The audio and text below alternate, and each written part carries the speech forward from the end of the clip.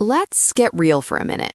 The PCPD just suspended Harrison Chase, and this isn't just another Port Charles plot twist. This could unravel everything he's built.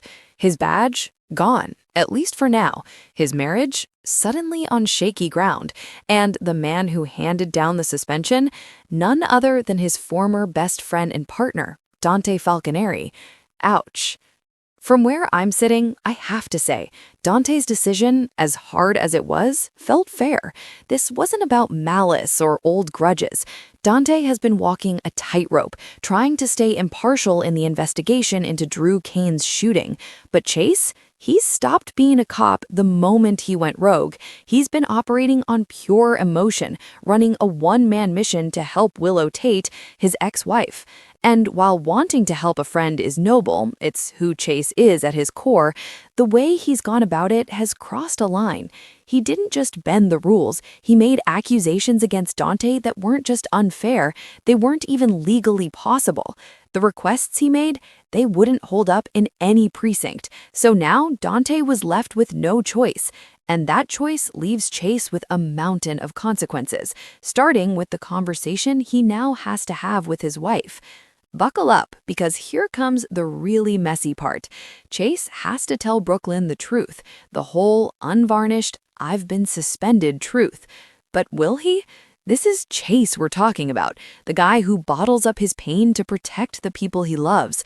My money's on him trying to carry this weight alone, at least for a little while. And that's where the real heartbreak might begin. Picture this. Dante runs into Brook Lynn, assumes she knows, and offers a gentle, apologetic explanation. He's not trying to stick it to Chase, he's just doing what a decent guy does. And there stands Brook Lynn, completely in the dark, realizing her husband hasn't been going to work. The confusion, the hurt, the feeling of being shut out, it's all going to hit her like a ton of bricks. Because, let's be honest, the Chase she married has been slowly fading. That carefree, music-loving guy has been buried under layers of grief and obsession. Think about everything they've weathered, losing their father Gregory the day after their wedding, the devastating news about Chase's infertility, the roller coaster of planning for adoption, only to discover Brook Lynn's own secret child was living right under their noses at the Quartermaine mansion. It's been one emotional earthquake after another. And now, just as they're reeling from Ned's heart attack, this suspension drops like another bomb. Moments before she got the news about her dad, Brook Lynn was confronting Chase about his single-minded focus on helping Willow. She softened then, moved by his huge heart. But this is different. Risking his career, their stability, their future, this isn't what she signed up for. Brook Lynn is a working woman who values honesty and security. She expects the same from her partner. The GH writers, Elizabeth Corte and Chris Van Etten, put it perfectly to TV Insider.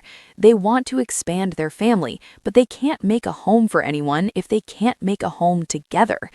That line sends chills down my spine. Does this mean Brook Lynn might pause or even pull back their adoption plans? How can you bring a child into a home when the foundation is cracking?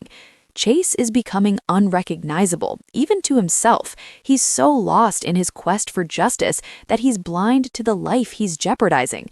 I'm just waiting for Brook Lynn to see it too, to realize that the man she loves is drifting into dangerous territory, and that saving him might mean making some impossible choices.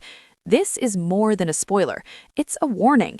Chase's suspension isn't just about a lost paycheck.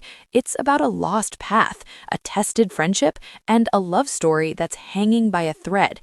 Can ChaLynn survive this? Stay tuned, because in Port Charles, the fallout is just beginning.